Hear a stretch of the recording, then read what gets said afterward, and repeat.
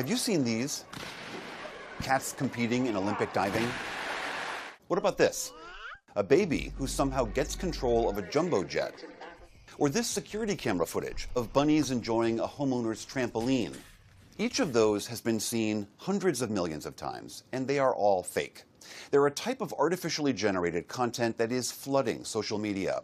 Critics have dubbed it AI slop because it's quick and easy to produce and created by artificial intelligence. It's the stuff that you see in your feed that you didn't necessarily ask for, that looks a little bit off, that was clearly generated quite quickly and quite cheaply, and is usually designed to be scrolled through for a small amount of engagement and then moved past. It's not just flying babies and bouncing bunnies. Some of the fakery is being posted from the most powerful office in the country. Breaking now. President Donald J. Trump has announced a historic new healthcare system. President Trump shared this fake video, meant to look like a Fox News segment, of him promoting a non-existent medical technology. Every American will soon receive their own MedBed card.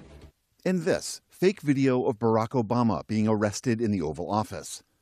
Plus other more clearly phony images. Trump as king, as pope, as a buff Jedi Knight from Star Wars. Democrats do it too, most notably California Governor Gavin Newsom, here poking fun at the president's posts. A part of the president's social media strategy is reflecting the world that his supporters and honestly most Americans live in. And that online world now involves AI slop. This so-called slop on the internet is nothing new. You just open your email inbox at any time since the internet's inception and you'll see spam.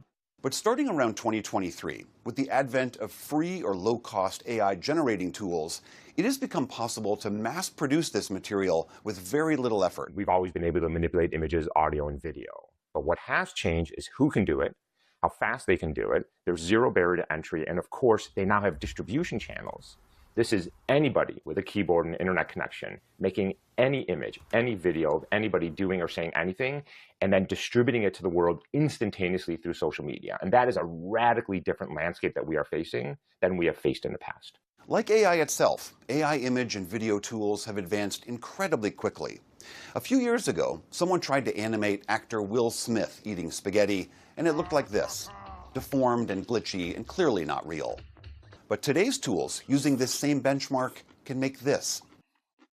And there's almost no limits to what it can do other than limits imposed by the AI company that says, we don't want you creating certain types of content because it's either illegal or harmful. Two of the biggest players, Google and OpenAI, ban creating certain content, things that are sexually explicit or promote things like violence or terrorism or content that could cause someone to hurt themselves. But many have found ways around those guardrails.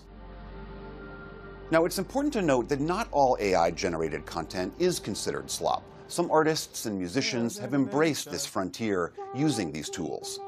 AI slop in particular is typically made at scale to try and draw eyeballs online and thus earn money for its creators. The kinds of people who make slop tend to be entrepreneurs and hustlers, often in relatively low or middle income countries that have good knowledge of English and a lot of widespread internet connectivity. So you see it a lot in India, Pakistan, Kenya, Nigeria, Brazil. It's pretty hardworking guys trying to make a buck off of a business proposition that has been offered to them by Facebook itself or by TikTok itself. The best performing material plays on strong emotional responses, like sympathy or fear. The very things that you are most likely to click on is by design. You are being manipulated to steal your time, your attention, and so that these companies can deliver you ads. The tech giants are betting that these AI videos can help keep you glued to their platforms. Both Meta and OpenAI recently announced consumer-friendly ways to create and watch short-form AI videos. In addition to the environmental toll from this technology, AI requires huge amounts of electricity and water.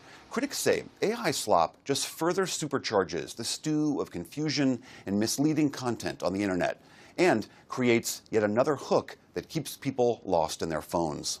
We live online now, and suddenly this online environment has been filled with a much higher volume of slop. On your typical Instagram Reels session, you're looking at 20 different videos, and 15 of those videos now are AI slop videos.